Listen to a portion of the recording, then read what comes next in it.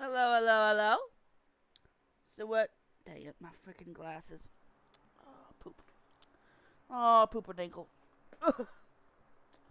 Okay, so if you give me a second.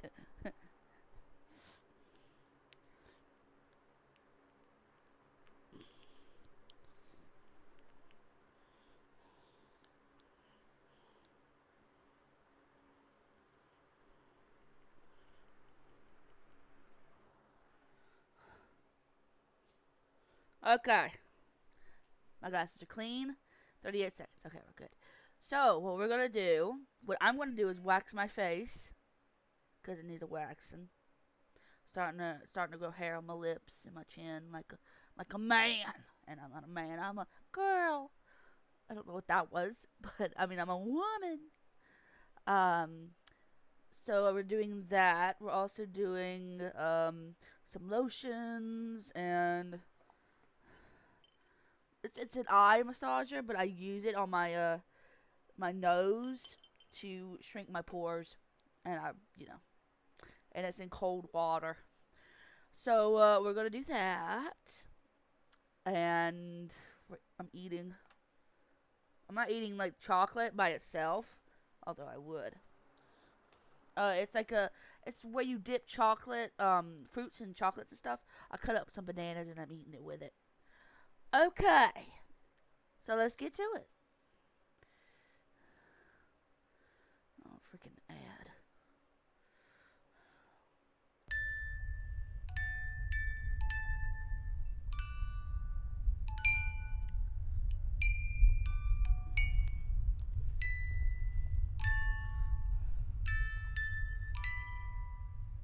This video may contain offensive language and be frightening to some viewers. And Viewer hair? discretion is recommended. That's a hair. That's gross. This is Helen, 14 years old. The dark circles under his eyes felt as if he had never slept enough. He doesn't care about his messy black hair, since he doesn't like to put too much effort into tidying himself up. It's unnecessary. His seat is at the back of the classroom, next to the window. He always sits there, drawing quietly, as it is like everything to him. He doesn't like to socialise with people, making him a lonely one. There was a person being pushed to the floor after school. That's Tom, who is always the victim of bullying, not because he did anything before, it's just the dislikes of people around him. These things happen often, and Helen is used to it. Though he does feel bad for Tom, he doesn't want to interfere, as it is quite bothersome. During recess, Judy says she is missing her watch as she searches for it. Helen doesn't help her, since it's none of his business. Suddenly, someone sees something flashing in Helen's bag. "What's this?" Ben says, as he puts his hand into the bag and takes out a watch that is trimmed with fake diamonds. Helen is very surprised to see it, as he does not know how it got in there. "Ah, that's my watch." Judy takes the watch from Ben after seeing the situation. Both of them stare at Helen with a weird glare. "It wasn't me," says Helen, who is still drawing in his notebook without raising his head a bit. "Yeah, right." Judy leaves the classroom with Ben as she concludes. What happened? Baby, I'm so sorry. Found him flushing these. Do you want me to get you a toothbrush or a The following day, as usual, Helen is sitting at his table drawing. He notices that the atmosphere doesn't feel right around him. People start whispering about him, and even a few start calling him thief. He doesn't decide to explain for himself, as he knows there's no point in it. It'd be useless to do so. As time passes, Helen becomes the new target, a victim for people to bully. Everything he does now is being exaggerated. He doesn't like it, but he doesn't resist. I don't like him. He keeps his feelings in his heart, keeping silent. I hate him. Yeah, me too. Until one day, Ban came up to him and snatched his notebook with his unfinished drawings in it. Always doing these meaningless things, says Ban as he tears down a few pages of the drawings, tearing them into little pieces, wanting to see Helen's reaction. At this rate, the feelings he had been holding burst out. He punches Ban in the face and starts the fight. Helen isn't that strong, however, so he was beaten up in no time. Other students went to see the fight without stopping it. Some people even joined in and kicked him in his face and stomach. Right after the bell rings, everyone stops what they're doing and went back to their seats before the teacher came. Helen returns to his seat as if nothing happened. The teacher enters the room later on. "Oh my, Helen, what happened?" Helen has so many visible bruises on him that the teacher notices right after she enters the room. Everybody turns to look at him, waiting for him to give a response while glaring at him with a murderous look. "I fell from the stairs, miss," Helen replies as the glares disappear.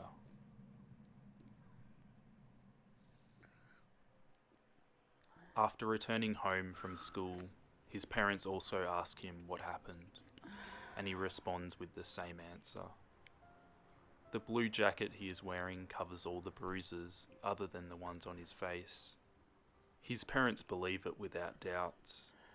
Usually when Helen's parents ask him about how he is at school, he always says he's fine. He even lied about making a lot of friends, living happily every day.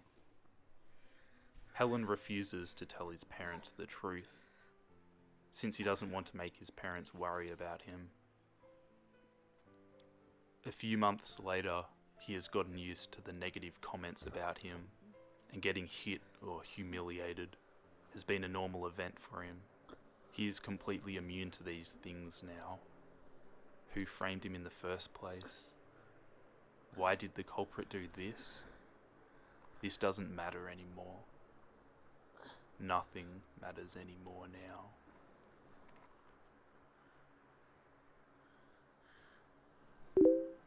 "Hi, you there?" Helen receives a message from an unknown user on Facebook. "Who are you?" he replies. "I'm Tom, your classmate." Tom has never interacted with him before. This surprised him a bit.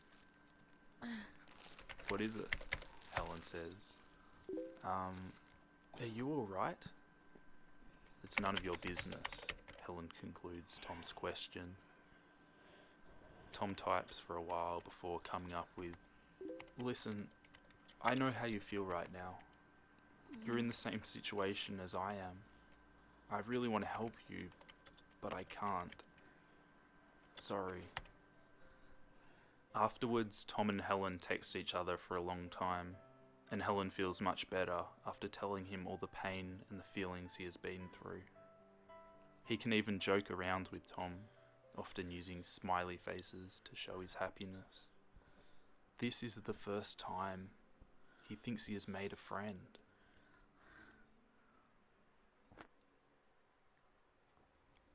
It's in the afternoon, and the weather is unusually warm. "Come meet me on the roof after the first period in the afternoon. We need to talk, don't ask me why," texted Tom last night. Following his instructions, Helen meets Tom on the roof, waving his hand and walking towards him as he says, "Hey Tom, what's up my friend?" I have something to say. Something important," says Tom with a serious face. "Remember the watch thieving incident?" How could Helen forget about it? That was how he started suffering. Helen nods to show he remembers. I was the culprit. Tom looked down, scared to look into his eyes. What? Helen is shocked. I stole Judy's watch and framed you as the culprit. Why did you do this? With you as the new target, the victim, my life is much better now. Tom smirks. Can't you see that? It's true, however, that when everyone decides to bully Helen, they won't bother Tom anymore. He's just like an abandoned toy. For him, that is totally perfect. As long as he keeps silent, he will be able to live his school life safe and sound. He succeeded. The plan was outstandingly perfect. Helen stood there silently, feeling betrayed and angry. He grabs the collar of Tom's shirt, and after pushing him around a bit, they end up near the edge of the roof.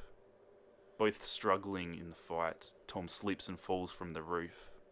Helen instantly grabs his hand and tries to pull him back up. But Helen does not have much strength. He tries as hard as he can to not let go, but his grip on Tom is loosening. I'm so sorry, Helen. Tom falls. Helen closes his eyes, scared to look at what's going to happen. He cannot imagine what will happen to one after falling from a 6-story tall building. The sickening thud of Tom's body hitting the pavement will haunt him forever.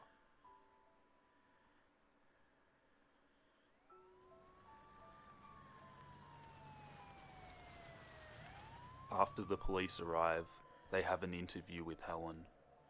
He was too horrified by the incident, however, to say even a word. Once again, Helen becomes the topic of discussion between students.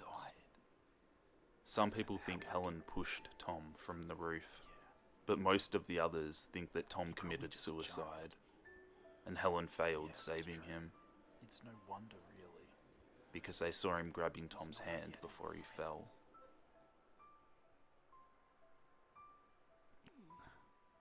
That night, Helen was in his room crying, shivering, and he cannot stop the guilt from growing inside of him. He needs to calm down, and suddenly a thought flashed in his mind. It's not my fault that Tom died. He deserves to die. This makes him feel much better, and his guiltiness fades away too. Helen creepily smiles. Tom has had his punishment. I suppose it's time for others to have theirs, isn't it? His cries turn into laughter in the dark. Okay. I think you need therapy and medication. That's what we all need, really. Therapy and loads of medication. Helen's classmates decide to have a party on the day of Halloween. But it's not to celebrate Halloween, it's just to have their friends come together to party. Of course, Helen is not invited to the party. Yeah, no, I don't want to watch that right now.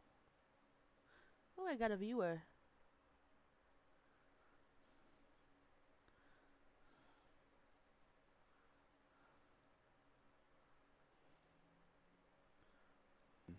Judy and Maggie were messaging each other on Facebook. Both of them live in the school dorm, and Judy's room is next to Maggie's. 9:03, Judy. Who's gonna come to tomorrow's party? I'm so excited, smiley face. 9:03, Maggie. Most of our class will be there, but I texted Ben so many times, and even though all the messages I sent are read, he just never replies to me. The hell's wrong with him? 9:04, Judy. He's probably just working, I guess. 9:06, Maggie. Something weird is happening. I've been hearing footsteps coming from outside my door for a long time now. I think someone's walking around the dorm. 906. Maggie. Wait, I'll go check. Looking through the hole in the door, Maggie saw something unusual. 907. Maggie. Oh my god. There's a guy outside. He's wearing a mask and a blue jacket, and he's holding a knife, and he's all bloody. 907. Maggie. Fuck. He's knocking on my door now. 908. Maggie. Oh god, oh god, oh god. 908. Judy. Just calm down and find a weapon or something. 908. Judy. Protect yourself. 909. Maggie. He's turning the doorknob. Good thing I locked it. 909. Maggie. I'm scared. 909. Judy. Maggie? 909. Maggie. What should I do? 909. Judy. Maggie, listen. 909. Maggie. Save me. 909. Judy. Maggie, calm down. 909. Judy. Maggie? 910. Judy. Maggie? 910. Judy. You there? The message is shown as read, but Judy doesn't see Maggie's response. Suddenly, Judy hears the sound of her room door opening.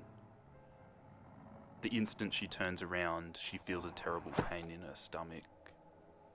A bloody person who is wearing a mask and a blue jacket is standing behind her, holding a knife dripping with blood. Her blood. Like I said, loads of meds and therapy. That night, all of the students who were in the dorm were murdered. No one knows how the killer did it. The murderer used the victim's blood to paint on the walls of the dorm, with most of the paintings being of a smiley face. Many of the corpses had been chopped up and mashed, possibly to get more pigment. Helen Ortis, the culprit, is still currently missing. However, in the chat room where Judy and Maggie texted each other, a message was written that responded to Judy's first message at 9:03. 11:15. Judy. Don't be excited about tomorrow, smiley face, because there will be no tomorrow. Well, He started to crawl backwards away from her. that wasn't creepy at all. Yeah, there's Jeff the Killer. We watched that the other day. I watched that. Let's see.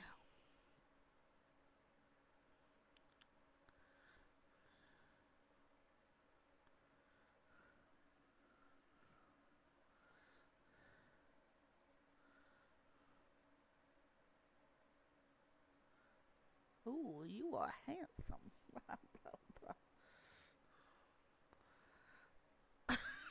uh,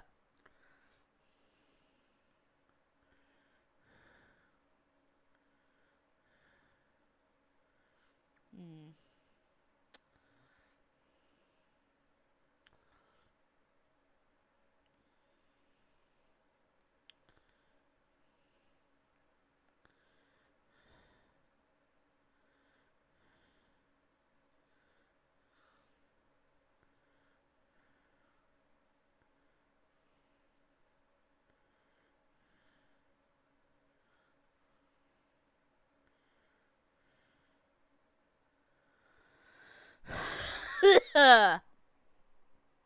Been coughing and hacking a lot.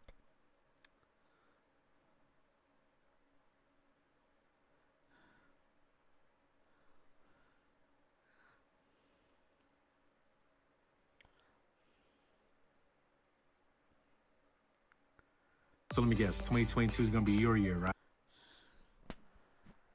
I started a company with 2 pots on my stove. As a Black female business owner, I've experienced all of the discrimination that exists. Overcoming adversity is something that we all have to do.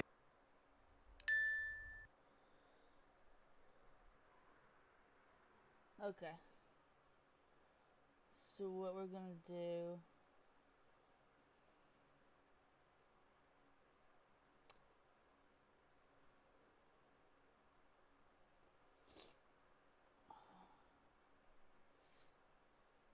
mermaid meat? That's grody.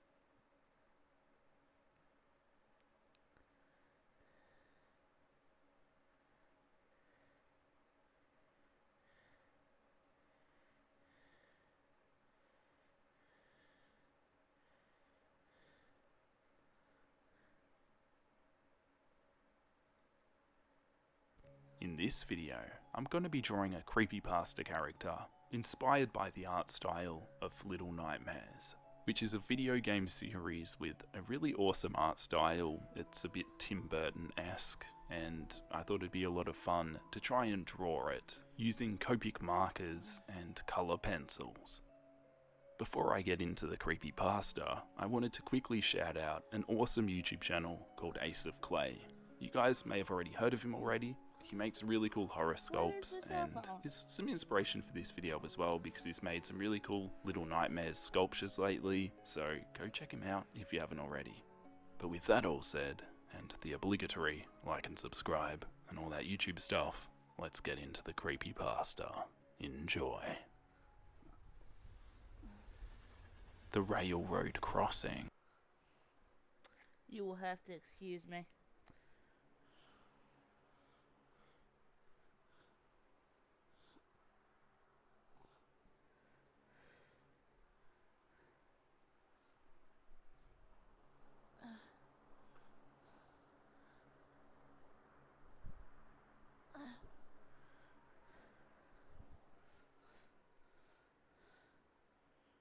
Turn it off.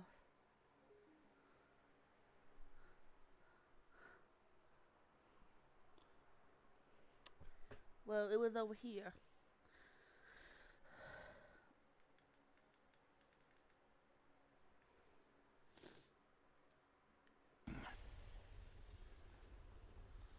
I hear them all the time now. The train bells, ringing loudly in my ears, persistently clanging, clanging, clanging. I've tried to get rid of them.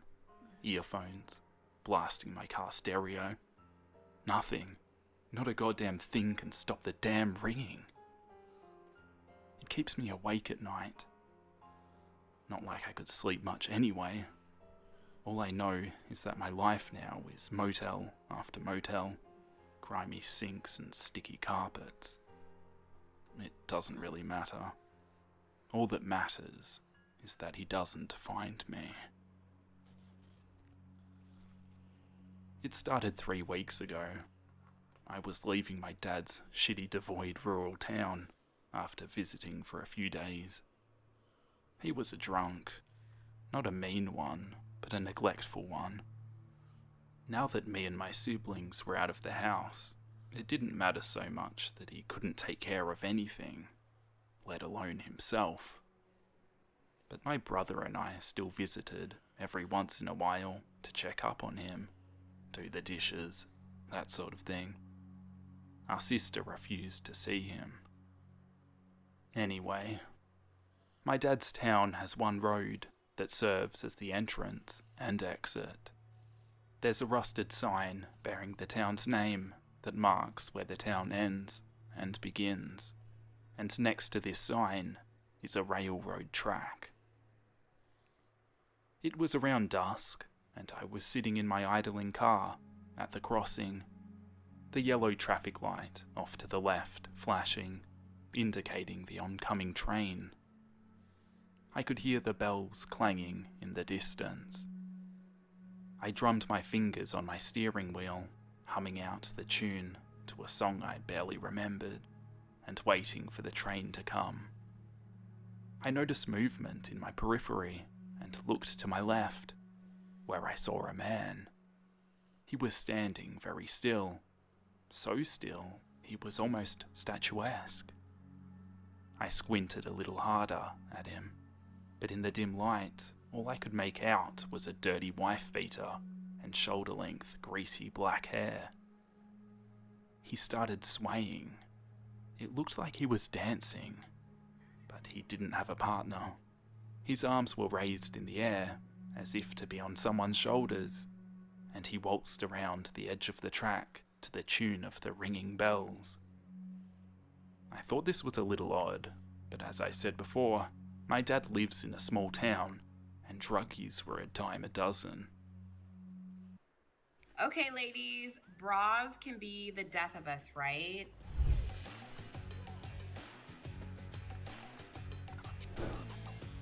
Oh, that's inappropriate.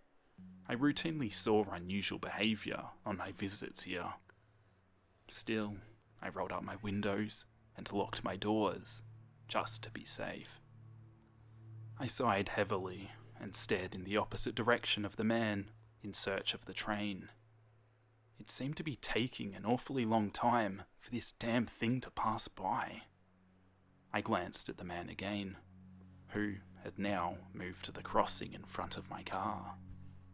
He was continuing his waltz, feet deftly stepping over the metal of the track beneath him.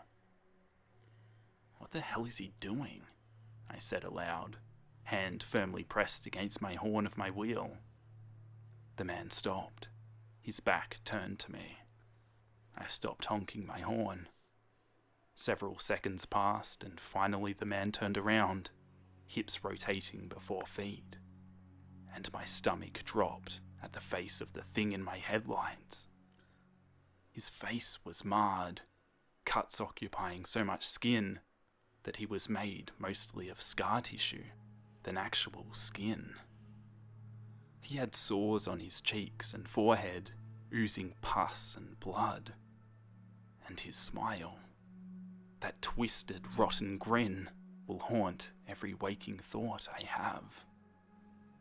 He continued to stand there, grinning that blackened grin, and I prayed that the train would come soon, so I could leave that man and that damn town behind. The bells were still sounding, but I could finally hear the horn in the distance. Frickin' finally, I muttered to myself, my eyes glued to the thing in front of me. He raised a hand and waved, slowly wiggling each finger individually. Oh, I could Lord. feel the pace of my heart quicken. And then, suddenly, he took off at a dead sprint and launched himself onto the hood of my car. He thudded heavily on the metal. I jerked back in my seat and laid on my horn to let him know to get the hell off my car, even though I knew it wouldn't work. He somehow stretched his lips across his teeth a little wider and started pounding on my windshield with his fists. Once, twice, over and over. The train was getting closer now. I could see it, and fissures began to crack the glass. I'll admit, I was scared. Who wouldn't be? He hit my windshield furiously, like he was desperate to get to me. I didn't want to know what he'd do to me once he got through the glass. The train was almost here, so I did the only thing I could think of. I put the gear shift in reverse. I backed up a few dozen feet. The man was still banging on my windshield, howling like an animal, little pants escaping in between his grunts. The train was nearly in front of me. I floored the gas. The man held onto my car, his smile as wide as ever, but with a terrible anger in his eyes. I neared the tracks. The bells were ringing. I took my foot off the gas and slammed the brakes just a couple of feet from the train, and the man flew off the hood of my car. His body was propelled into the oncoming train, but I didn't watch to see where he landed, or if his body broke into smaller pieces. I slammed my hands on my steering wheel as the train took its time to pass, and I stomped on the gas pedal once more when it had finally gone. I probably should have stayed to tell the police what happened, but I didn't. I went home. I parked my car in the garage. I cleaned the blood from my grill, and the next day I took my car in to get the windshield replaced. I did my best to forget about it. I ignored the fear every time I got into my car. I drank myself to sleep so that I wouldn't dream. But I couldn't forget, and I didn't need sleep to see him again. I didn't drink enough one night, I guess. I dreamed of the man, howling, laughing, breaking through the glass of my car and hammering my body with his fists, his excited drool dripping onto my face, his oozing sores leaking into my mouth. Ooh. I woke up in a cold sweat, and there he was, manifested at the foot of my bed. I hoped I was still asleep. I had to be, right? I slapped myself several times, but this wasn't a dream. I was awake.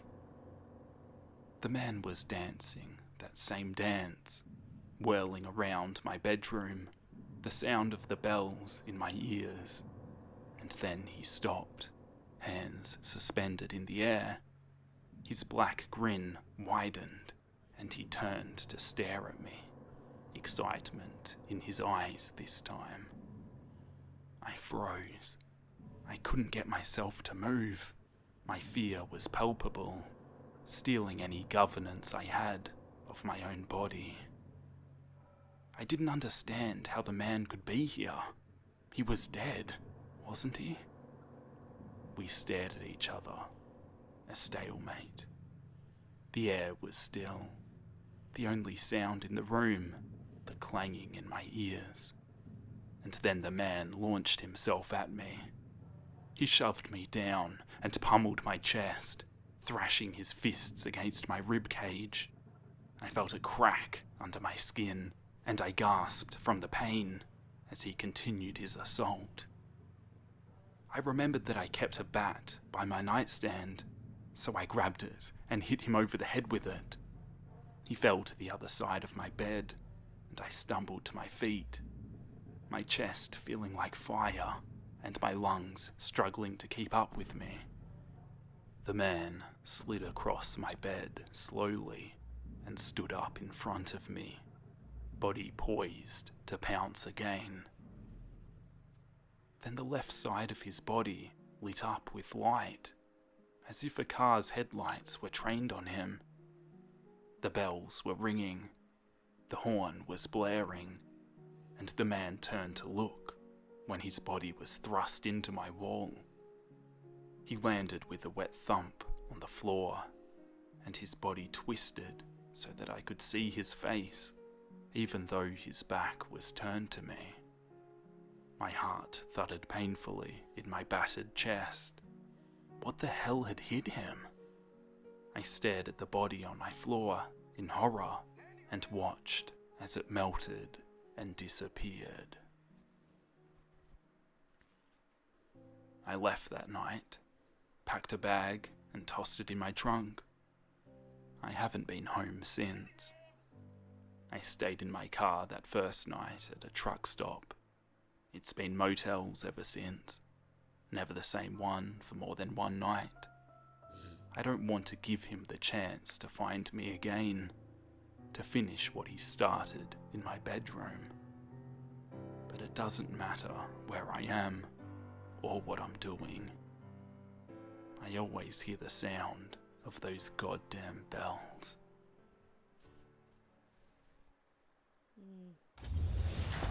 It's Seed eater.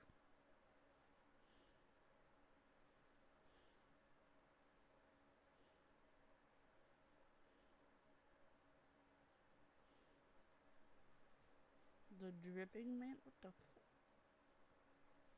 the Is just sogging wet? Is it?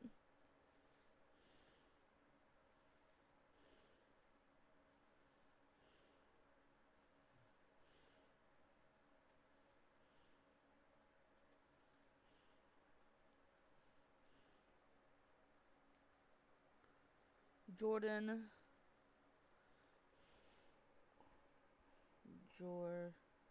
Yeah.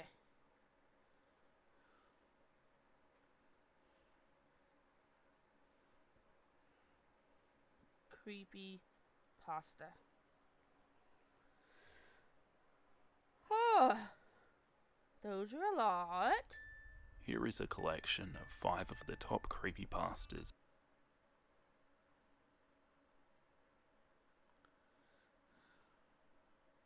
Don't fall asleep, Benjamin.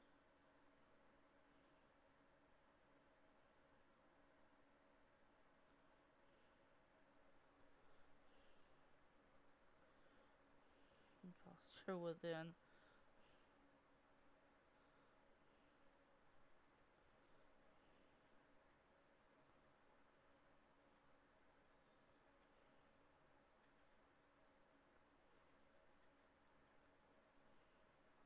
I'll be reading a short but disturbing creepypasta this time, and the drawing I did is based off an artwork by Cinema Mind, who you should definitely Have a check hamster out. named They Oreo. create some awesome digital art, Heard some and if you noises enjoy and my that was him. drawings, you'll probably enjoy was. their artwork too. If you do like these videos, consider subscribing. I upload new content like this every week. Enjoy. Why am I not The subscribed? to you? Expressionless. I am now. In June 1972, a woman appeared in Cedar Sinai Hospital, Yeah, Los oh, no, Angeles, California, Alright. in nothing but a white, blood-covered gown. Now this, in itself, should not be too surprising, as people often have accidents nearby and come to the nearest hospital for medical attention. But there were 2 things that caused people who saw her to vomit and flee in terror. The first being that she wasn't exactly human. She resembled something close to a mannequin, but had the dexterity and fluidity of a normal human being. Her face was as flawless as a mannequin's, devoid of eyebrows and smeared with makeup. Oh dear There was a God. kitten clamped in her jaws, so unnaturally tight that no I've heard of this. I heard of this lady. I know what this is. I've heard of her teeth before. could be seen, I've heard and of her. the blood was still squirting out over her gown and onto the floor. Well, that's nice. She then pulled it out of her mouth, tossed it aside, and collapsed. From the moment she stepped through the entrance to when she was taken to a hospital room and cleaned up before being prepped for sedation, she was completely calm, expressionless, and motionless. The doctors thought it best to restrain her until the authorities could arrive, and she did not protest. They were unable to get any kind of response from her, and most staff members felt too uncomfortable to look directly at her for more than a few seconds. But the second the staff tried to sedate her, she fought back with extreme force.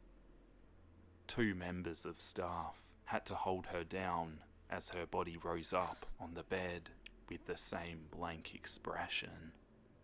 She turned her emotionless eyes towards the male doctor and did something unusual. She smiled. As she did, the female doctor screamed and let go out of shock. In the woman's mouth were not human teeth, but long, sharp spikes. Too long for her mouth to close fully without causing any damage. The male doctor stared back at her for a moment before asking, "What the hell are you?" She cracked her neck down to her shoulder to observe him, still smiling. There was a long pause. The security had been alerted and could be heard coming down the hallway. As he heard them approach, she darted forward, sinking her teeth into the front of his throat, ripping out his jugular and letting him fall to the floor, gasping for air Sounds as like he a choked demon. on his own blood. She stood up and leaned over him, her face coming dangerously close to his as the life faded from his eyes. She leaned closer and whispered in his ear, "I am God." The doctor's eyes filled with fear as he watched her calmly walk away to greet the security men. His last ever sight would be watching her feast on them, one by one. The female doctor who survived the incident named her the Expressionless. There was never a sighting of her again. This video was I don't like that voice. It's spoopy. I don't like it. I don't like it at all.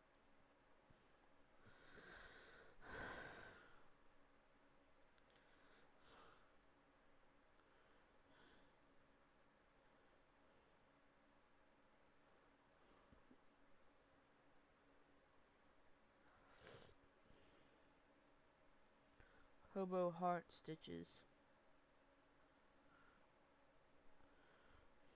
Disney Catacombs. Oh yeah, I've seen that one. I've seen that one. New start, new life, new me.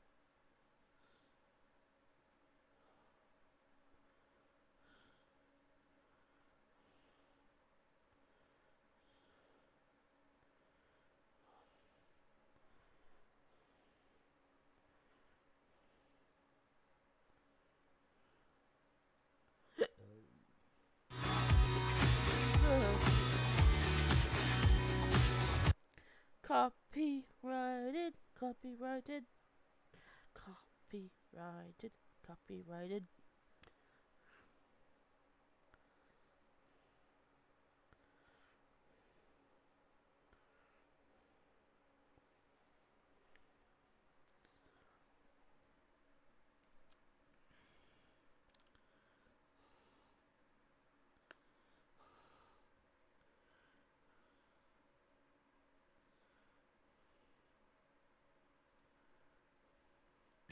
I've got a bit of a psychological story for you guys. It's a longer story, so if you enjoy these long ones, let me know, give it a thumbs up, and subscribe. Psychological, no. I want demon, scary, spoopies.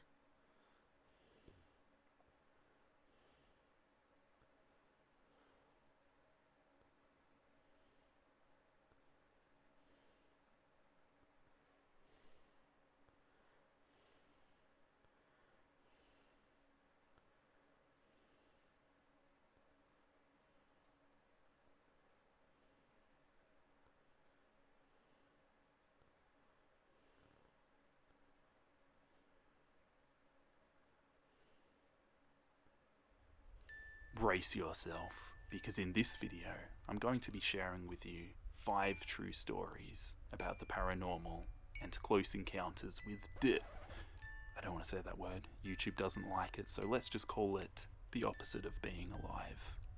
Unalive. Headphones in, like and subscribe, and let's jump into the first story. Enjoy. Enjoy. I'm enjoying. Paramedic experience.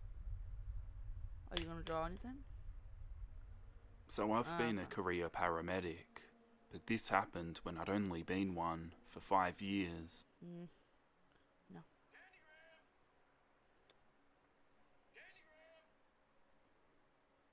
That would be my cell phone. It is Dean Winchester from Supernatural saying Candygram!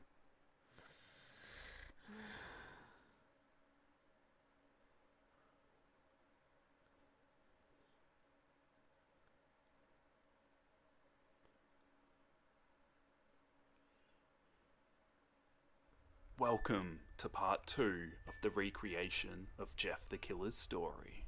If you missed part 1, make sure to check that out first, it's on my channel. And if you want to see the final part of this series, make sure to support this video just by leaving a comment and a thumbs up, and subscribing. Really helps out my channel and enables me to keep making these videos for you guys. I hope you enjoy the story. I'm ready to watch it.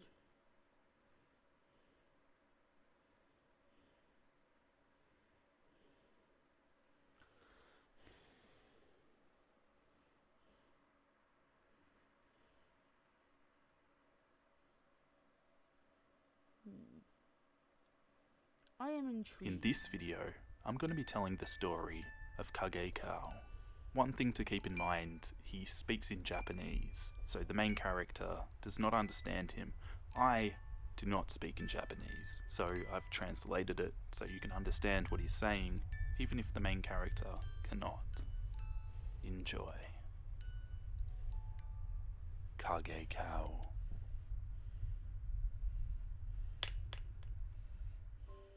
Mark sighed and looked up at the night sky.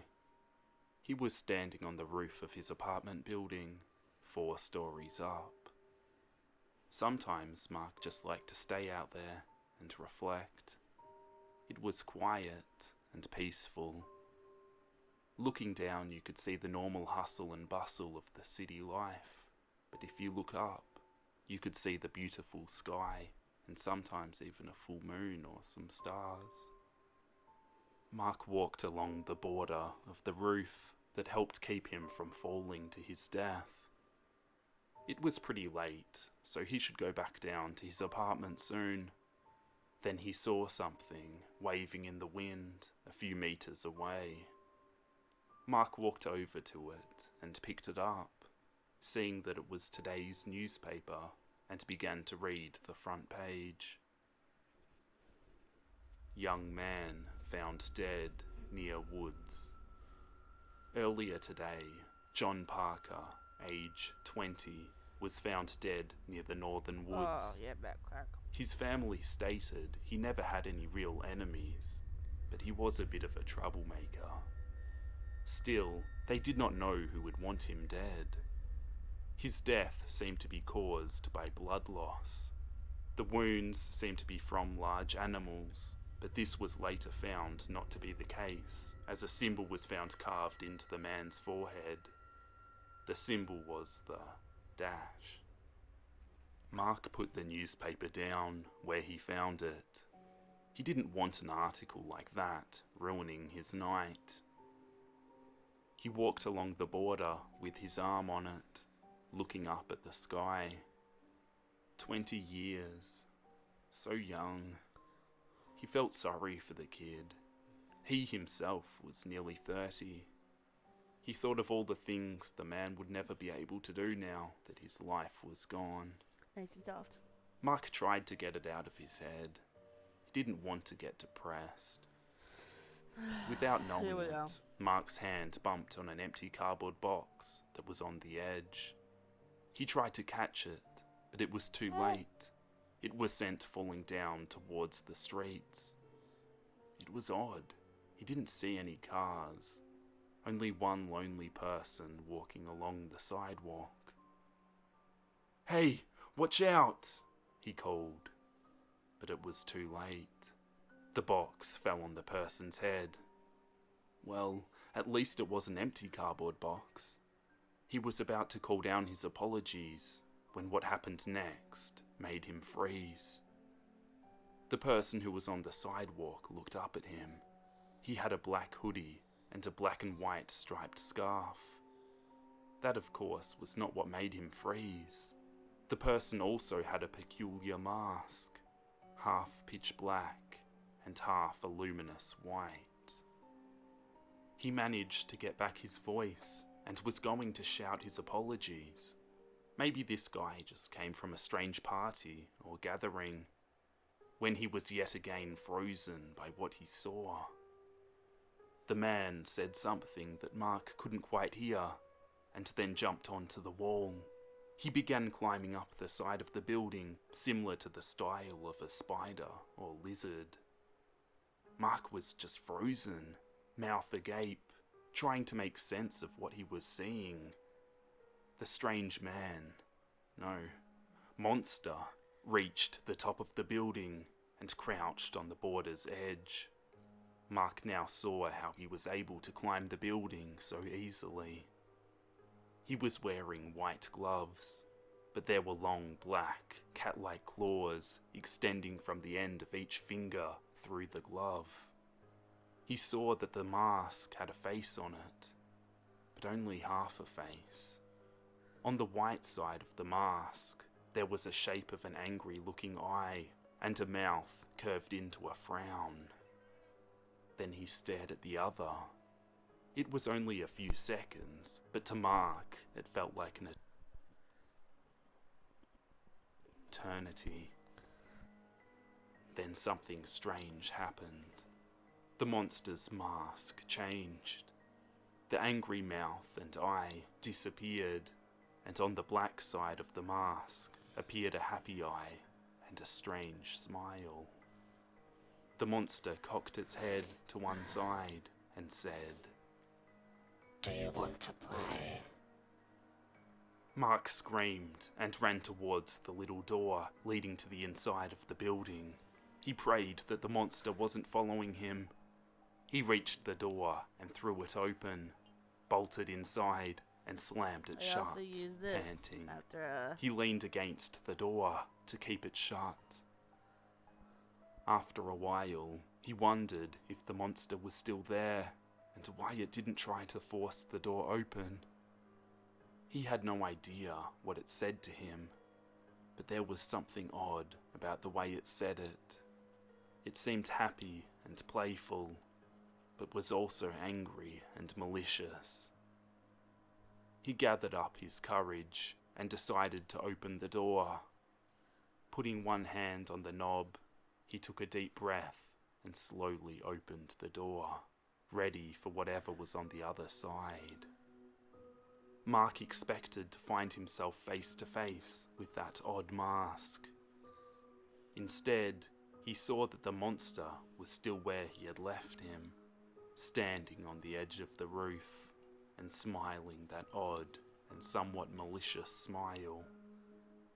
The monster said again, Do you want to play? I want you to play. Mark slammed the door shut again. His legs fell from beneath him and he sat on the floor. He didn't like the way the monster said those things to him. He sat there for a while, trying to make sense of what happened. Well, it was late. Maybe he fell asleep on the roof and had a nightmare. He decided to check it one more time. Mark stood up and slowly opened the door. Part of him said that the monster would be in the same spot and say the same thing. The other part told him that the monster would be right next to the door, claws unsheathed and ready to slash. He was... This is getting boring.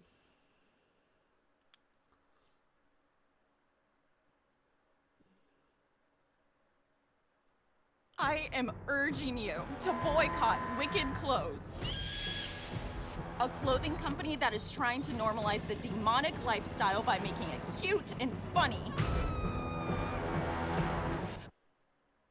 Hello, I don't understand and how welcome Mothman is to another demonic. creepypasta story and drawing video.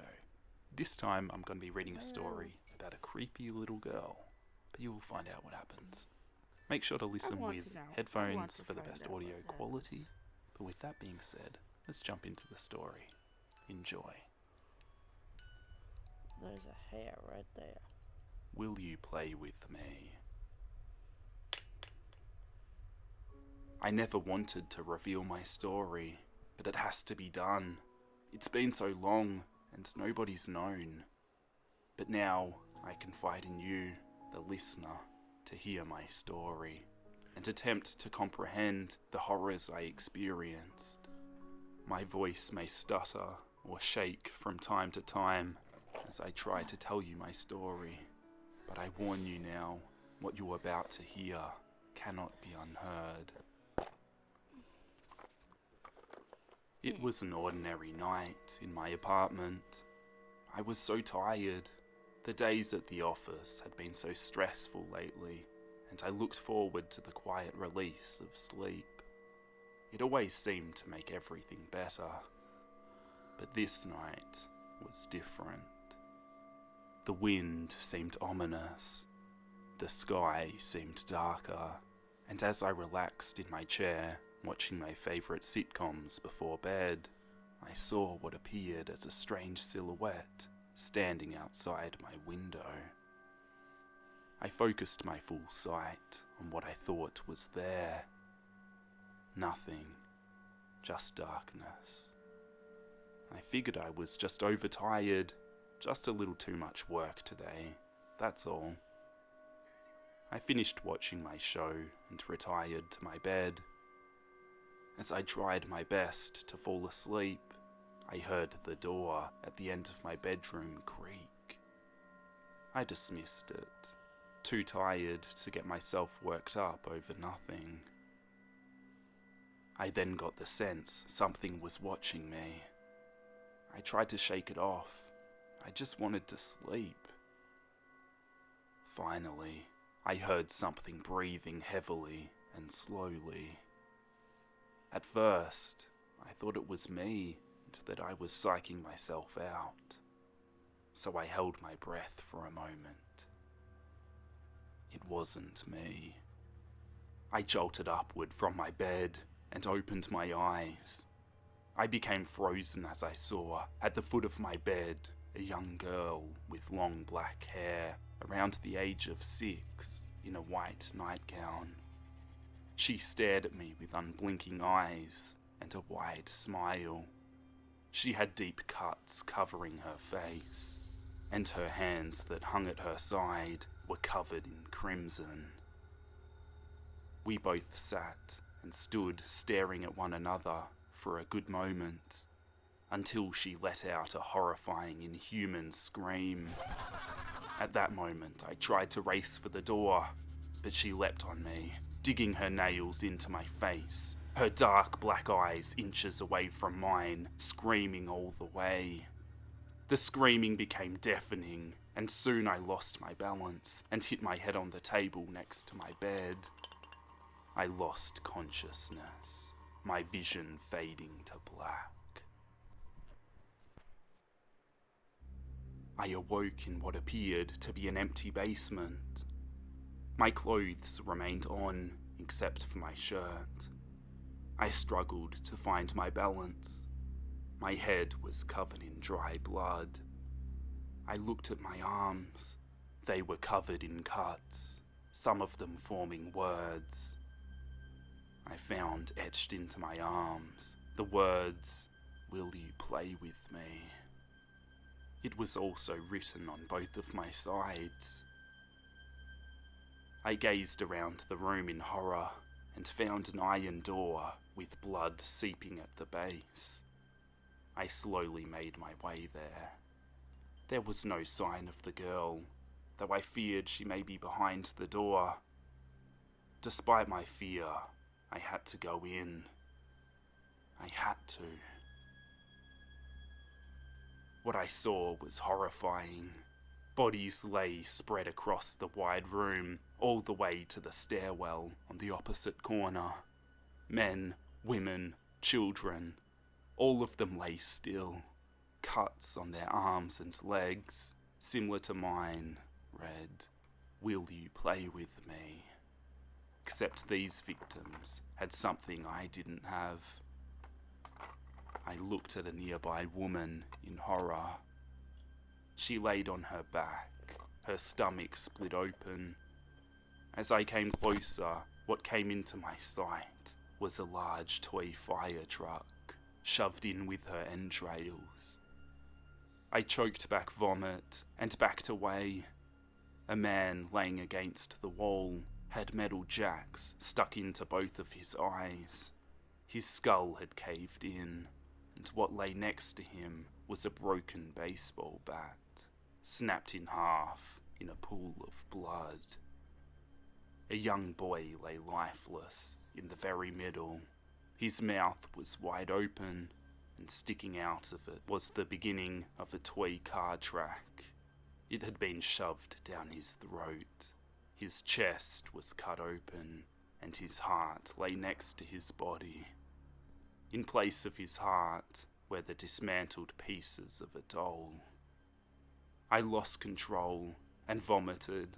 I cried for a moment, but then the thought struck me. Where's the girl? I didn't think this, wanting to know where she was, of course. I thought it very briefly before noticing the stairwell that stood at the corner of the room. I started walking towards it, but then I stopped. Something behind me was breathing heavily. I turned around, and there stood the girl. After having stood in the corner in wait this entire time as I was examining the bodies, she then said in a high voice that pierced my ears with terror, "Will you play with me?" She began screaming. I turned to run away, but she was on me, knife-sharp nails driving into my back and neck. I struggled and eventually threw her off me and onto the ground. I ran for the door, but it slammed shut. I banged on it and cursed, blood running down my back. It would not open. She was on me again. I elbowed her face. She drove her nails into my back. I managed to push her off of me and turn around. As she lunged, I caught her. Her big black eyes inches away from mine. Her nails plunged into my face. Her screams deafening my ears. She raised one hand, smiling ear to ear, and her hand plunged down onto my eyes. Pulsing spots of red clouded my vision before everything went black. I awoke to the beeping of hospital machines. Bandages covered my body, including both of my eyes. A police officer stood in the room, speaking with a doctor. They saw that I was awake and smiled. They informed me I was the only survivor of a mass murder, and that the suspect, a middle-aged man, had been captured. I told them about the girl. They said no girl was found at the scene. They didn't believe me. They told me I should rest.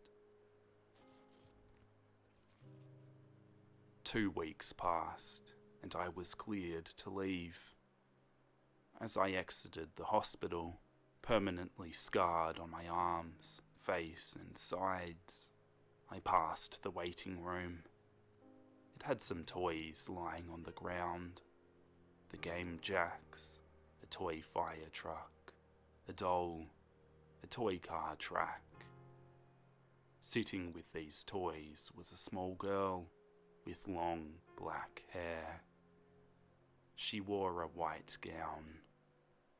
She looked up at me and smiled widely, and in a voice that pierced every cut on my body, she said, "Will you play with me?"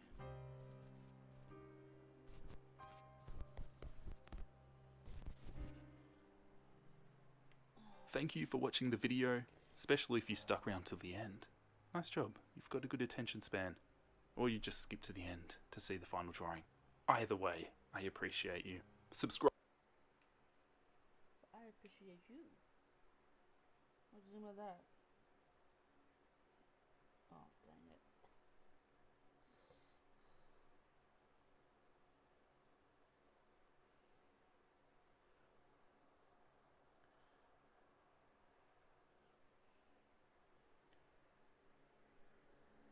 there is a hair somewhere.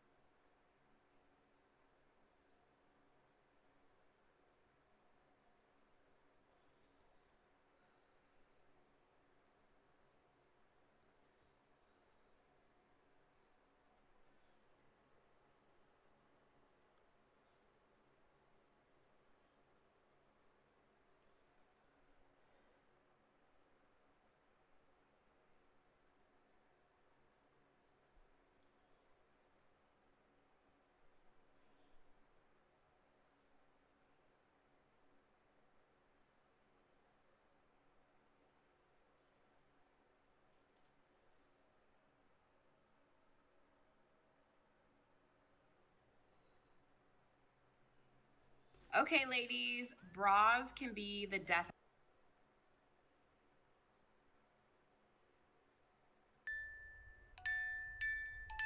That was highly inappropriate. Highly.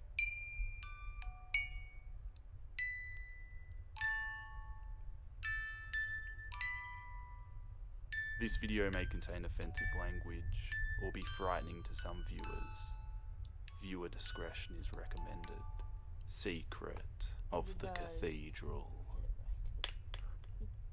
Remember the beginning of Kingdom Hearts? Sora is in a limbo-like shadow area, standing on cathedral-like objects made of stained glass that show a Disney princess in a scene from a movie.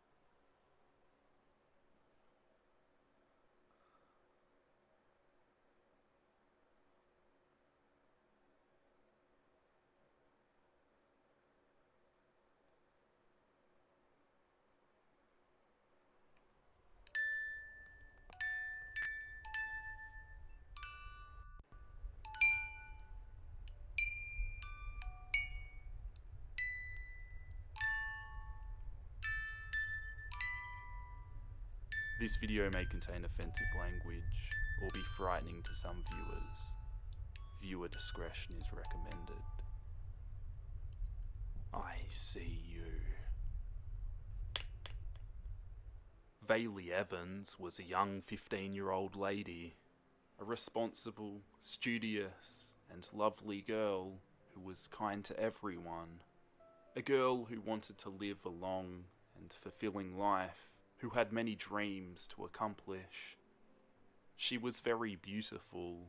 She had long, wavy, dark hair that flowed all over her back. Her skin was pure white porcelain, but the most striking thing about her was her eyes. She had heterochromia. and her eyes were of different colours. Her right one was a dark brown, almost black, and the left one was of bright light blue colour, and when the sun shined on her face, it looked like a diamond. Anyone who met her for the first time was shocked by her beautiful eyes. Like every day, Vayli awoke in the morning, eager to begin a new day. She put on her school uniform, she ate her jam toast with a big glass of milk, and went to high school. Since I got these kicks, this man satchel, and those noise-canceling wireless headphones with bracketing, man, I got stacks of cash.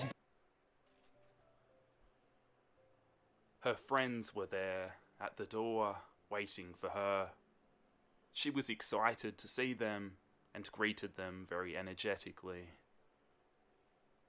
The most boring subjects were the first hours of the day, but despite this, she always paid attention. She used to help her classmates and friends if they ever had any difficulties, and she always cheered them up when they felt upset or down. She was such a lovely girl. There's no doubt about that. Break time had arrived, and she met with her friends. Vayli had spent a few days focusing on a new boy who had arrived at the high school 1 or 2 weeks ago. He was always sitting on a bench. She thought that maybe he was kind of shy, and it was hard for him to make new friends. So she decided to get closer to him and meet him. I'll be right back.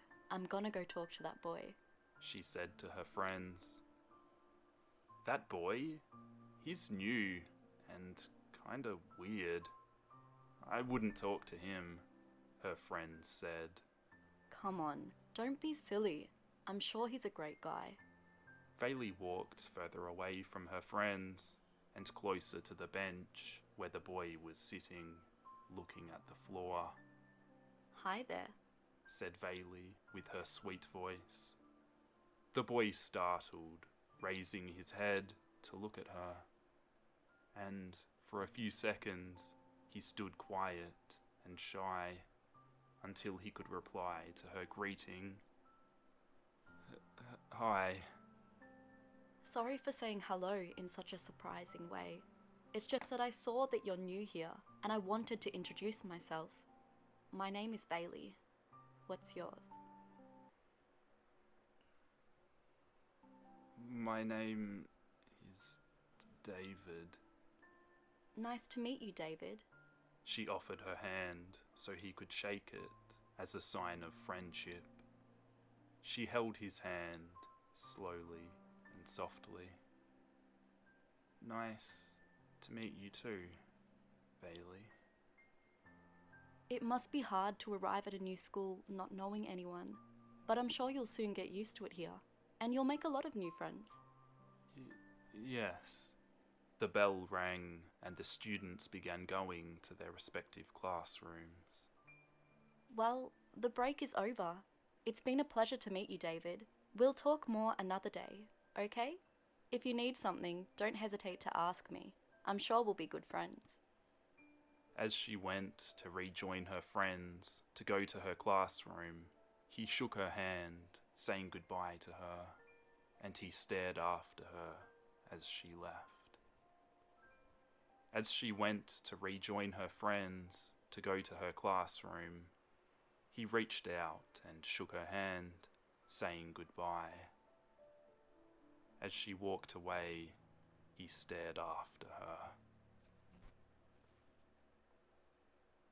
Since that day, Vayli always went to say hello to David during break time to talk to him. He wasn't so talkative. Almost always Vayli was the only one talking, and he was just staring at her, drowning in her eyes. She was his only friend. He didn't seem to relate to any other student. After a hard day, Vayli went to sleep early. because she was tired from studying a whole day and she slept like a log. She normally slept deeply and never overslept, but that night she woke up with a strange and disturbing feeling, as if someone was looking at her.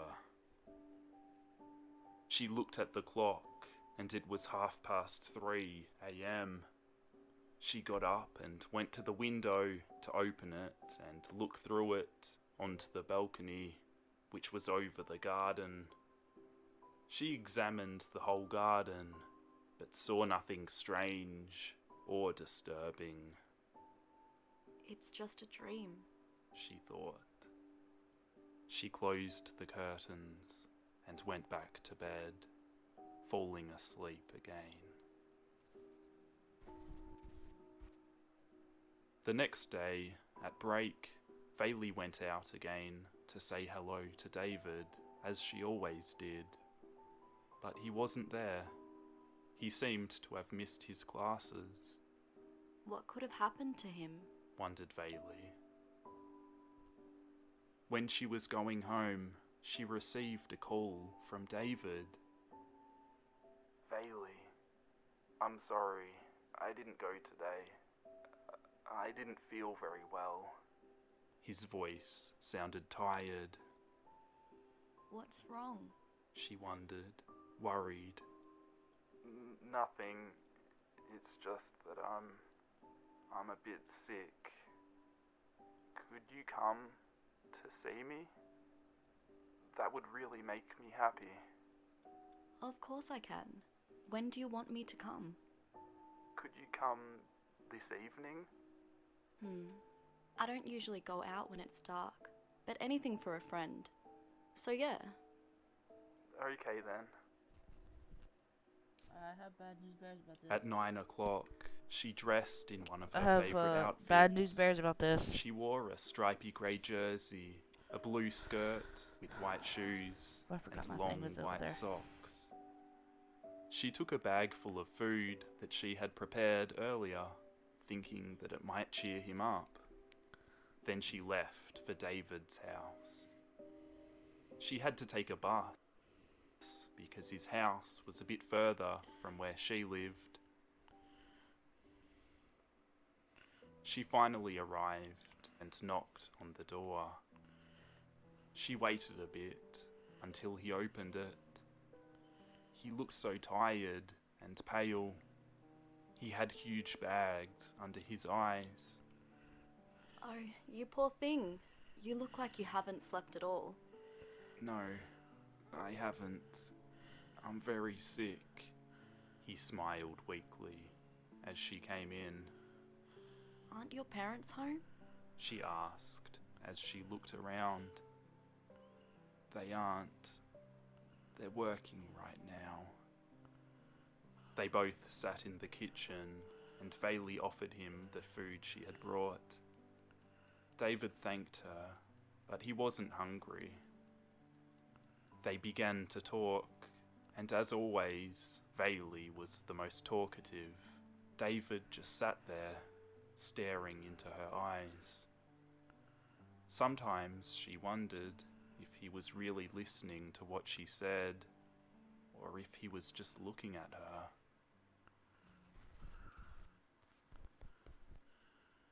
Bailey looked at her watch and saw it was already 11 o'clock. So late. She had just been talking for such a long time. Oh God, look at the time. It's so late. My parents are gonna kill me. I better get going. She got up quickly, and suddenly David grabbed her arm abruptly. No, I don't want you to go. But David, I can't stay here. It's so late. I'm sorry, I have to. I said you're staying here, he screamed aggressively, not letting her talk and scaring her. Okay. She said as her voice shook, sitting back down again, slowly, too scared to even scream. I'm going to make you a coffee. He got up abruptly to go and prepare it. Bailey was terrified. She wanted to leave, but she was afraid that David would scream at her again. Her legs began to shake. She didn't know what to do. She looked around to find a way to escape. The coffee was ready. David put down both the cups onto the table. "Drink the coffee. I made it for you. It's delicious," he ordered politely. She nodded, and with shaky hands, she took the coffee and began drinking. She was praying in her mind that something or someone would save her. She wanted to be home with her parents, safe and far away from him. "What's wrong? Don't you want to speak anymore?" he said, looking into her eyes. I don't know what to talk about. Bailey was feeling more and more uncomfortable. "Well, you know I don't usually talk very much, but I want to tell you something." She stayed quiet, looking at him while she was shaking with fear. "Since that day you came to talk to me, and I saw your face, that smile, those eyes, your left eye, the light blue one, that's my favorite one. I can't stop thinking about it. I always want to look at you. The more you come to talk to me, the more I want to stare at you. And when you were missing, I couldn't be one single second without staring at your angelic face. I even went to your house, climbed to your balcony, and I was there, looking at you while you slept for several hours. But then you woke up and closed that damn curtain. I couldn't see you, and I needed to see you." Bailey had no words. She was terrified. She cried her eyes out and begged him to let her go, but suddenly she began to fall asleep. Then her head fell on the table, completely asleep. When she hadn't been looking, he had put a sleeping pill into her coffee. Jesus. I knew it was gonna happen. Some time passed, and eventually she began to regain consciousness and opened her eyes. At first, everything was blurry, and she felt the pressure of ropes that were tying her to a chair and a gag in her mouth so she couldn't talk. More time passed, and she could finally see more clearly, and the first thing she saw was David, sitting on a bed in front of her. They were in a room that looked like it must have been his bedroom. The thing that scared her the most was the shine of the knife he was holding. Oh, Lord. As I was saying before you fell asleep, I'm in love with your face. I want to touch it till the end of time. You're staying with me forever, aren't you? He came closer to her and caressed her cheek, while tears were dropping down her face and fell into David's hand.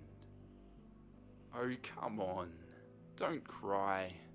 You should be happy, like you always are. Don't you like the idea of being with me forever? I thought we were friends. You'll always be there for me when I need it. 'Cause you're who I need, Bailey. I want to be able to see you forever.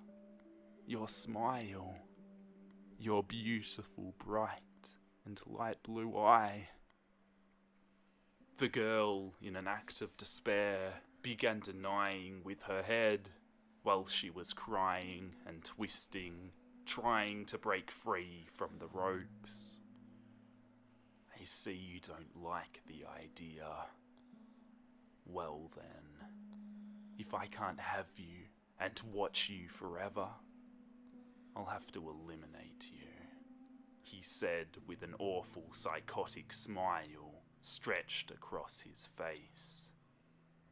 He began stabbing the beautiful left eye of the young lady he loved so much, and she just twisted in pain between her own groans as the gag stifled her screams. The blood in her left eye, which had been torn, was dripping down her porcelain cheek, and she finally stopped writhing and grew still. Not even her heart was beating anymore. David threw the eye that had been ripped out of its socket onto the floor and stepped on it. He took the gag from her mouth, untied the girl's corpse, and left it to lean against the wall of the bedroom. I'm going to sleep, Bailey. Good night. I love you. He kissed the forehead of the dead body, turned the light out, and went to sleep, with no remorse at all about what he did to an innocent young lady. Hold on! Acne who? Dark spots where? Look at me! David woke up at 3:30 a.m. He thought he heard a whisper. He looked around the dark room and thought it must have been his imagination and tried to return to sleep. I don't think it is. But again, he heard a whisper. He looked around for a second time, and then he saw something right where he had left Bailey's corpse. He turned on the light and was greeted by a horrifying sight. What was once a beautiful young lady was now something completely different. The black empty basin of the eye that had been pulled out by him now housed a little blue light that was shining within it. It was the same colour as her eye used to be, and blood was dripping from the socket. Her mouth, which was once quiet, now began stretching slowly into a grotesque smile. It became bigger and bigger from ear to ear, her torn lips parting to reveal the shape of sharp canines beneath. David just stared, horrified, and her, with her big, grotesque smile, spoke in a soft voice that left him breathless. I see you. Okay. Alexa, wake up. Alexa. Alright. Well, now it's time to get rid of this. So let's do that.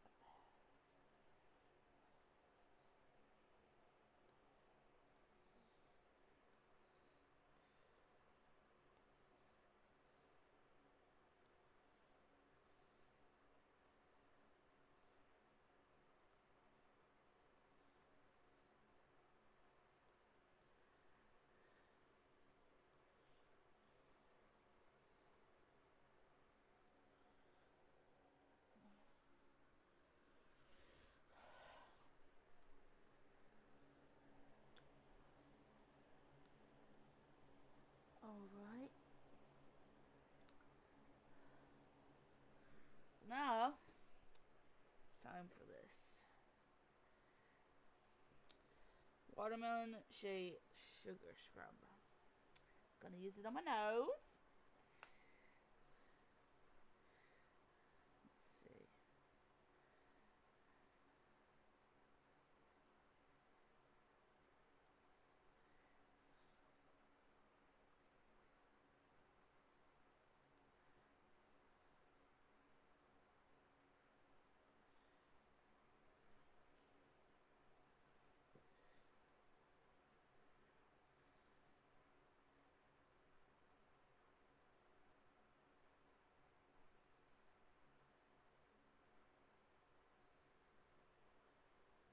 Couture makeup begins with you. Mount Everest ain't got no.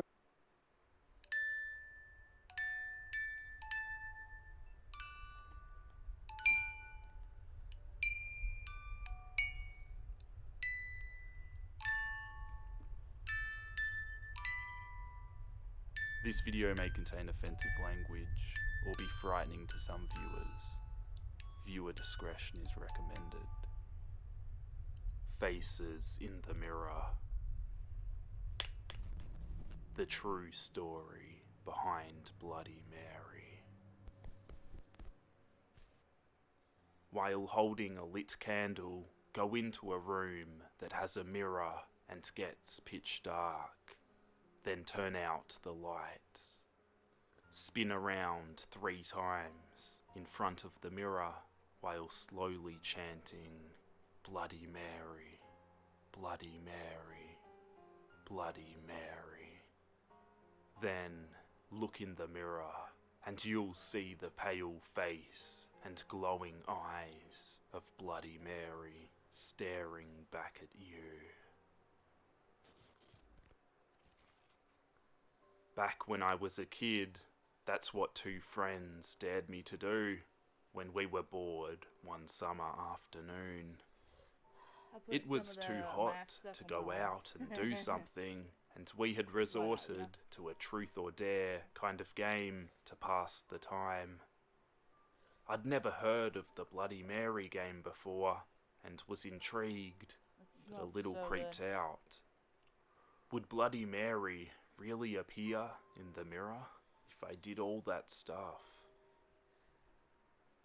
Okay, I'll do it, I said, after giving it a little bit of thought. So I took a candle and headed towards the only room in that house that could get pitch black. The bathroom. To my surprise, one of the 2 girls that had dared me to play the Bloody Mary game was now saying, "No, don't," and trying to stop me from going. The other girl just kind of hung back and was quiet. She too was scared, but didn't want to say anything. They didn't think I would actually do it when they dared me. Or maybe it just didn't hit them that it could actually happen until I accepted the dare. Well, one thing was for sure, I couldn't back out now. I went into the bathroom and closed the door behind me, making sure not to accidentally put out the candle as I set it on the sink.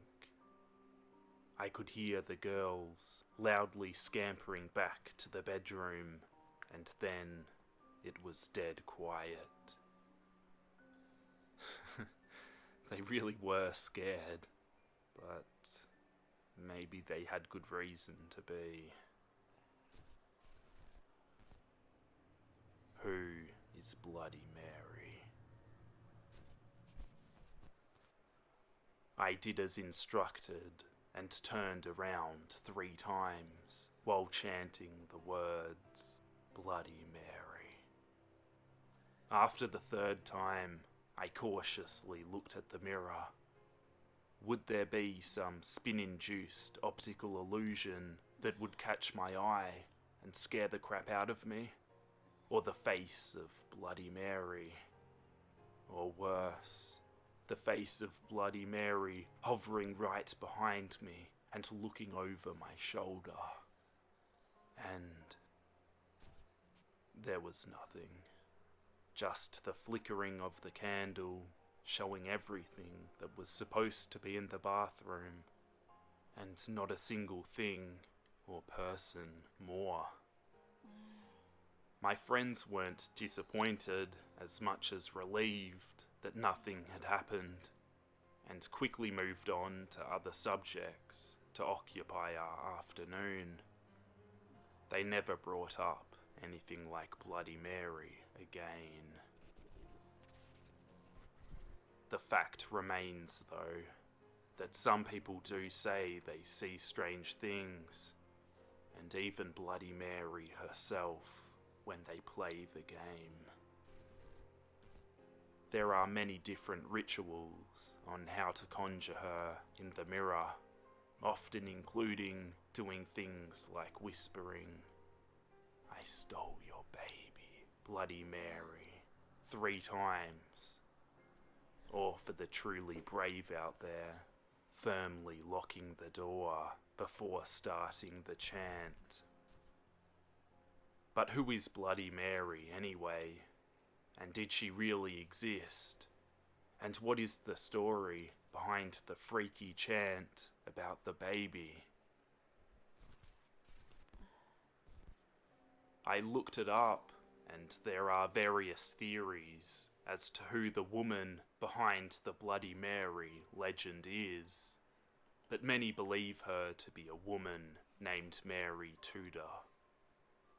Mary Tudor is confirmed to have actually existed, and I'm not surprised that she's believed to be the origin of the Bloody Mary legend, as her life was often soaked in blood. Hi, I'm Will with R&R Tire Express, and I'm here to tell you about our everyone's approved affordable payment options. Most people don't have the extra money to pay for unexpected expenses, like tires. At R&R, we're here to serve you by providing the tires you need and the wheels you want, all while offering weekly, bi-weekly, and monthly payment options that best fit your budget.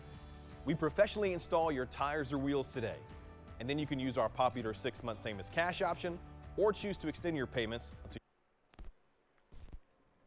In the Shadow of the King. Mary Tudor was the daughter of the notorious King Henry VIII, who is famous for putting his wives to death whenever he grew tired of them. Mary was the daughter of his first wife, so ended up seeing an awful lot of carnage over the years as King Henry VIII put to death not only his wives, but a great many of the people around him. To make things worse, for years she was disowned by her father and made to do things like serve in the household of her younger half-sister as a reminder of her new status as an illegitimate child. She grew up in the looming shadow of her unpredictable father. He was the most powerful man in England, and he could make her life miserable or put it in danger at any moment.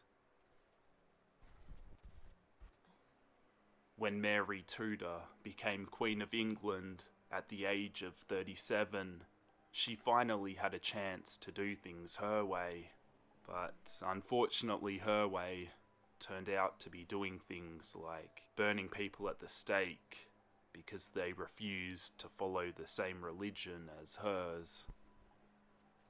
Soon, large portions of the population started to detest her and her unyielding ways, leading to riots and rebellions around the country, and eventually in a new name for her, Bloody Mary.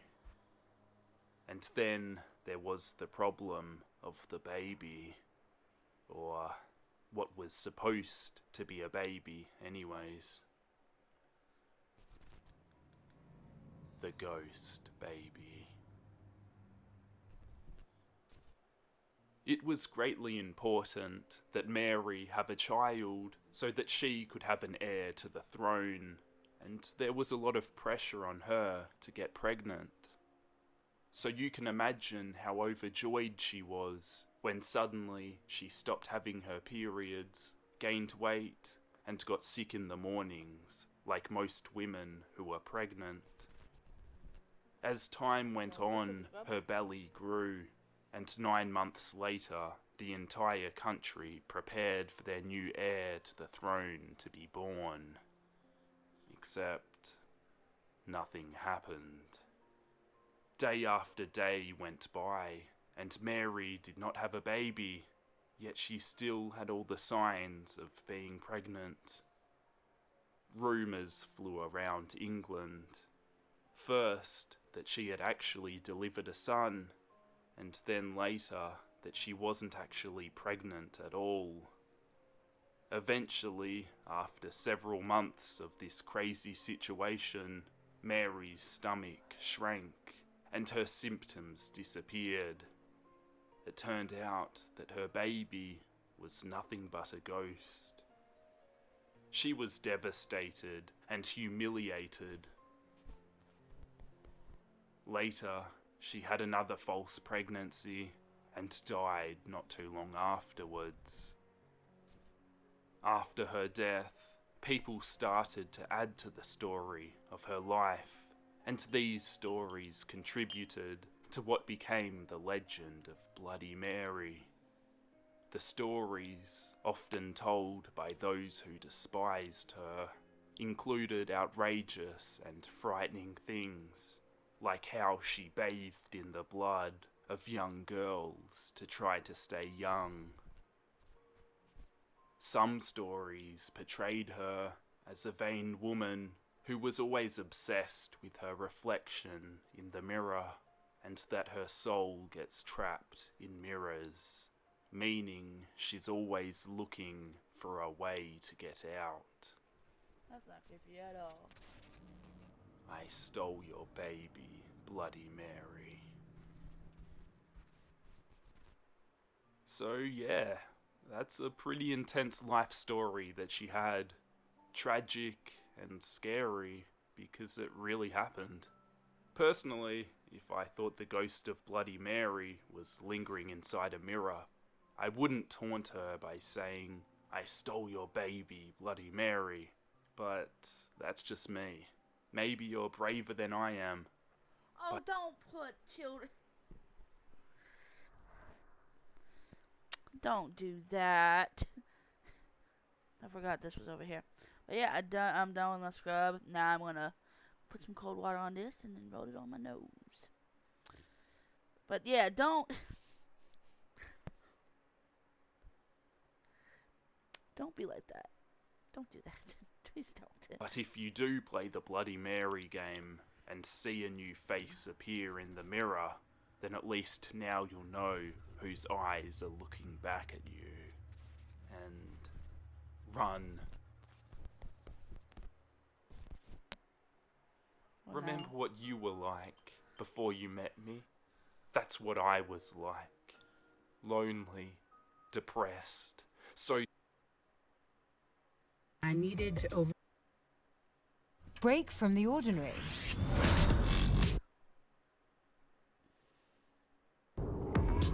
Break out the Glenlivet.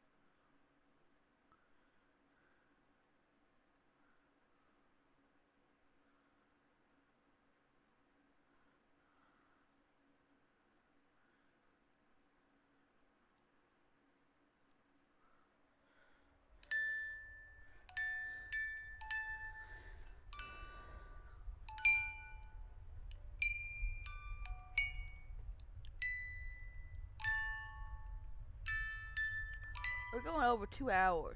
This video may contain offensive language or be frightening to some viewers. Viewer discretion is recommended. The Doll.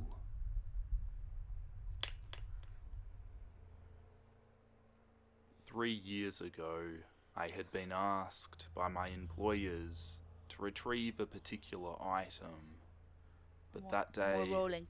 I walked away with more than just a mere trinket. I had been employed for several years at an antique store called a moment in time, and I liked my work.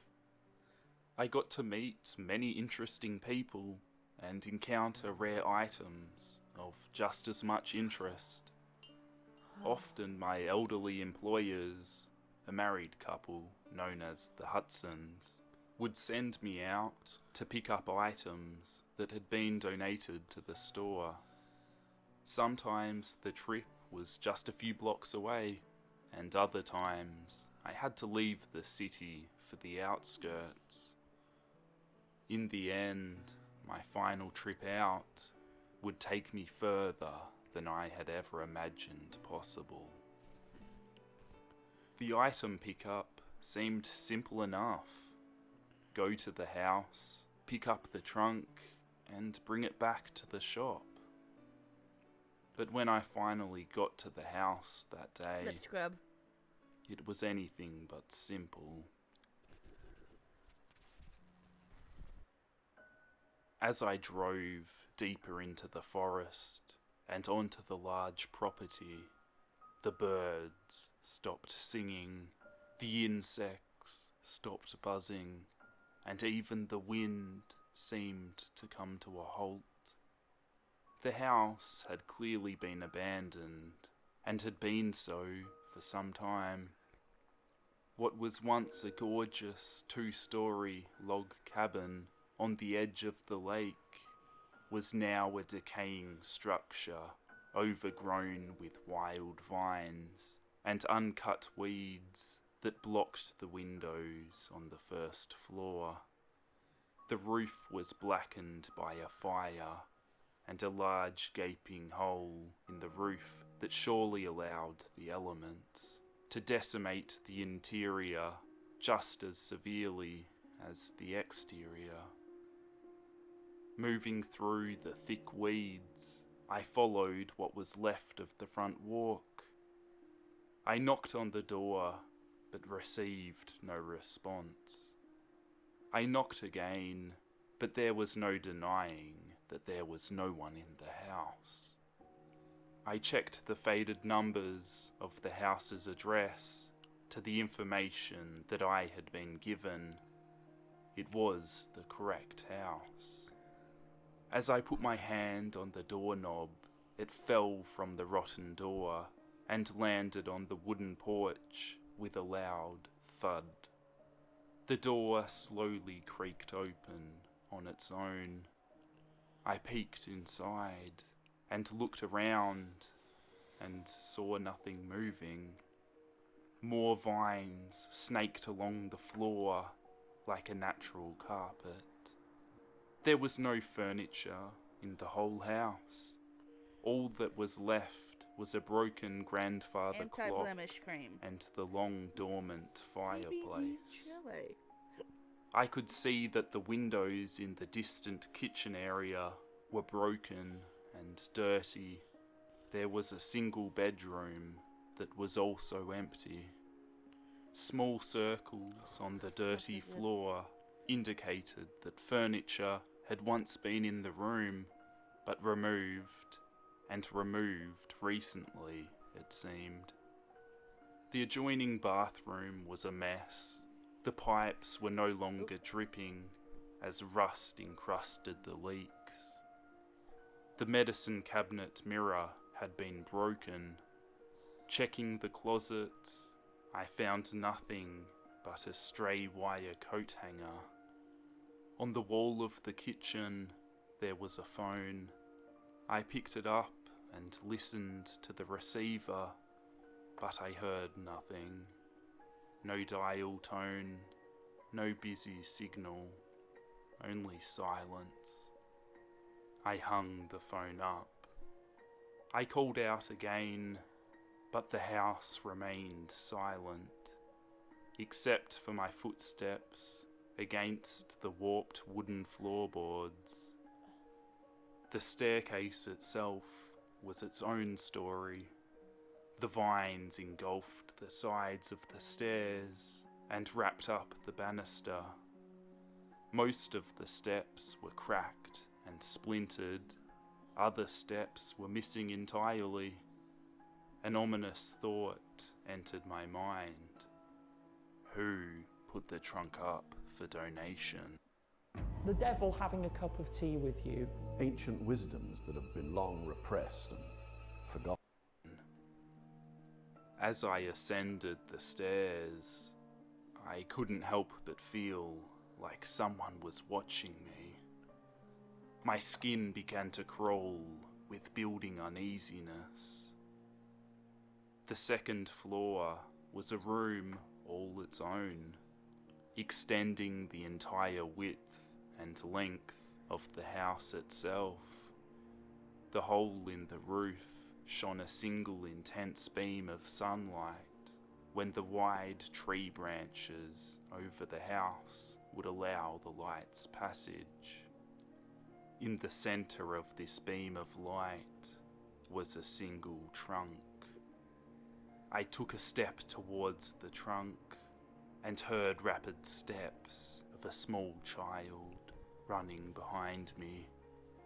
I froze and looked over my shoulder quickly, but saw nothing, and I fell silent again. I called out, but received no reply. Wanting to get the trunk and get out of that house as fast as I could, I kneeled down in front of the trunk and checked the lock, but it was secured.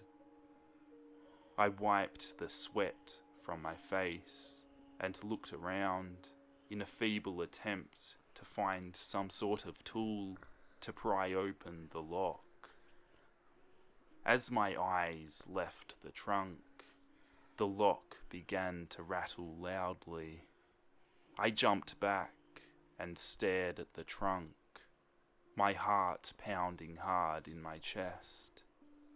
With my shaking hand, I tested the lock again, and this time it was loose. I removed the lock from the trunk and took a deep breath as I slowly opened the lid. Inside the trunk, I found what looked like scraps of newspaper and a single red velvet bag. I opened the bag and pulled out a porcelain doll. I held it in my hands and studied it, My skincare is done. an My uneasy skincare is feeling done. returning with a vengeance. The doll itself seemed otherworldly.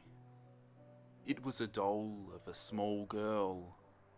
She was wearing black and white saddle shoes with white stockings, with a snow-white circular brimmed hat on her head. Her dress was snow white as well, reaching down to the doll's knees and halfway down her arms. A red sash was tied at the doll's waist, with a red barrette clipped in her hair. Her hair was the deepest black, blacker than charcoal. Her hair reached down to her waist, and it had bangs cut just over where her eyes should have been.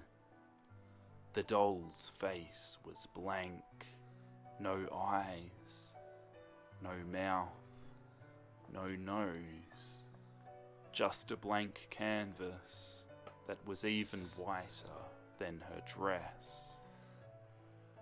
I carefully slipped the doll back into the bag and set it on the floor in front of me. Slipping my hand back into the trunk, I checked it for other items, but found only more scrap newspapers. At least I thought they were scrap.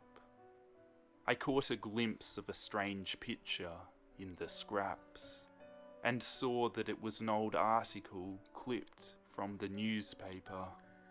The article told of a mysterious fire that happened in the house, how there was no explanation ever given, and the case was still being investigated. Another article spoke of mysterious animal deaths on the property. A third clip spoke of a little girl drowning. On and on, each article I picked up spoke of one tragedy after another, all happening at the house or its property. The dates stretched back as far as 70 years, and in every photo that accompanied the articles, I saw the same name of the person who was reportedly responsible for all the tragedies: Caroline, as well as the same object, the doll. I felt a chill go up my spine. I reached for the velvet bag with the doll, but my hand only found the floor. I looked down, but the bag was gone. A thump from behind caught my attention. I turned around and saw the bag in the middle of the floor. Outlined in the bag was the form of the doll sitting upright. Now my heart was beating so hard I could hear it in my head. I grabbed the doll, tossed it in the trunk, slammed the lid shut, and dragged the entire thing down the stairs. As I dragged the trunk through the front door, the door itself somehow slammed shut on its own. It was a struggle to lift the trunk into the back of the truck, but I managed to do it, thanks to the fear-induced adrenaline. The drive back to the shop seemed to take longer than before. All the while, I kept looking in the rearview mirror at the trunk in the pickup bed. Whenever I looked away, I would hear a bizarre scratching noise, like a tree branch dragging against the roof of a house. As soon as I pulled into the parking lot of the store, I ran in to inform my bosses of the delivery. Mrs. Hudson could see I was upset. She sat me down and asked me to tell her what had happened, while Mr. Hudson went to check on the trunk. Before I could even begin my story, I heard Mr. Hudson's weak voice call for help as he hit the gravel of the parking lot. With Mrs. Hudson at my side, I knelt down next to him and checked his neck for a pulse, but I couldn't find one.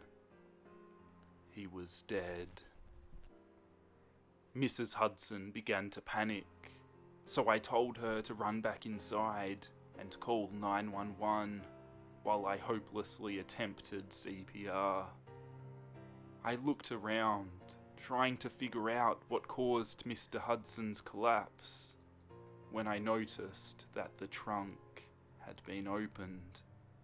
The lid was being held open by the lock that had been bent at an odd angle. On the inside of the lid of the trunk were tiny scratches, almost like claw marks, as if something or someone had been locked inside. The EMTs and police arrived at the shop, but it was too late. Mr. Hudson had died from an apparent massive heart attack.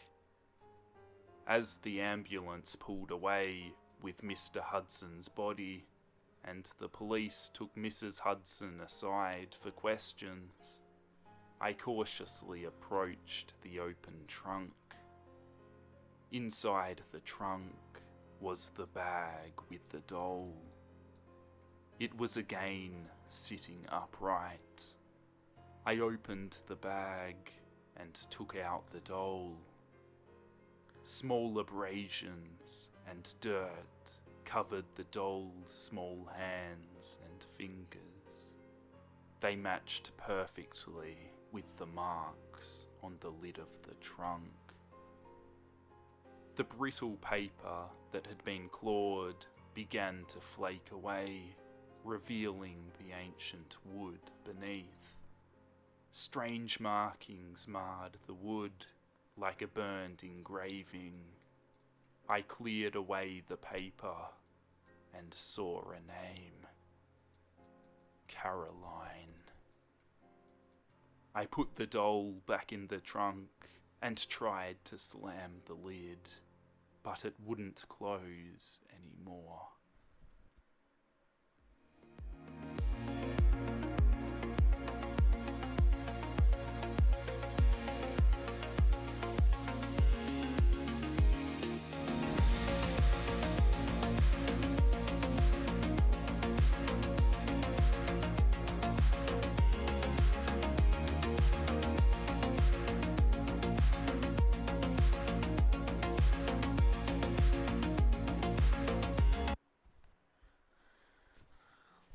Unable to cope with the loss of her husband, Mrs. Hudson shut down the shop.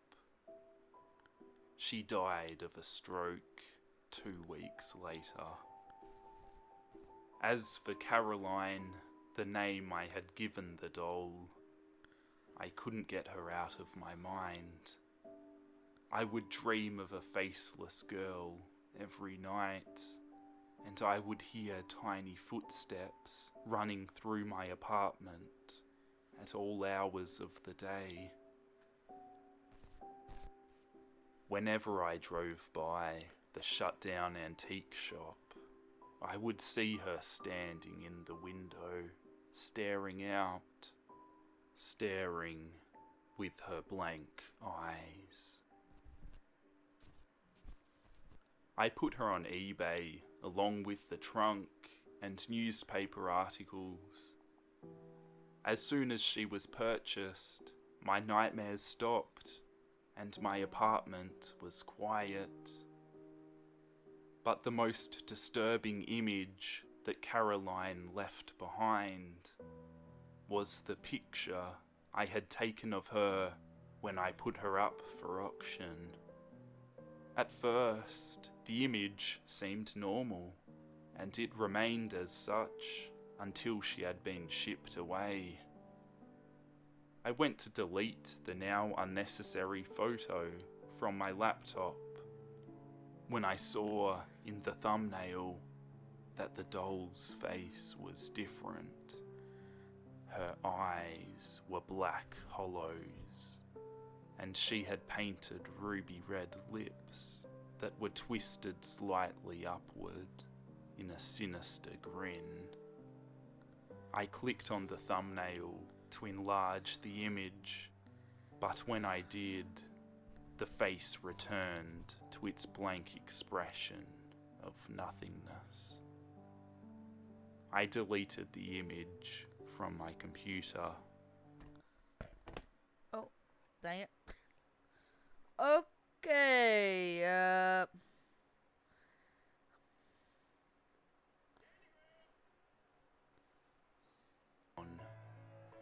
But the bag was gone.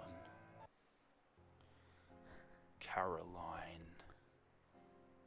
I put the doll back in the trunk every night, and I would hear tiny footsteps running through my apartment at all hours of the day. Whenever I drove by the shut-down antique shop, I would see her standing in the window, staring out, staring with her blank eyes. I put her on eBay along with the trunk and newspaper articles. As soon as she was purchased, my nightmares stopped and my apartment was quiet. But the most disturbing image that Caroline left behind was the picture I had taken of her when I put her up for auction. At first, the image seemed normal, and it remained as such until she had been shipped away. I went to delete the now unnecessary photo from my laptop when I saw in the thumbnail that the doll's face was different. Her eyes were black hollows, and she had painted ruby red lips that were twisted slightly upward in a sinister grin. I clicked on the thumbnail to enlarge the image, but when I did, the face returned to its blank expression of nothingness. I deleted the image from my computer, but I couldn't get her eyes or smile out of my mind.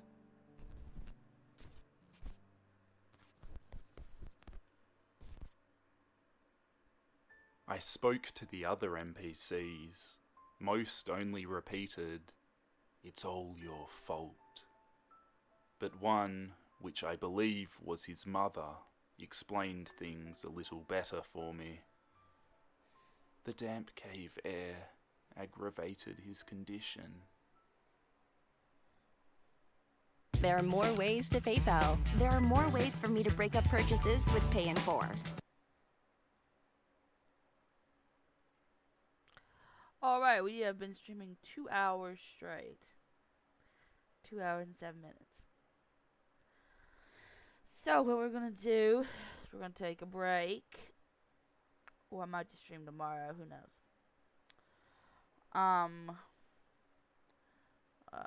Like, subscribe. Thank you for joining me. See ya.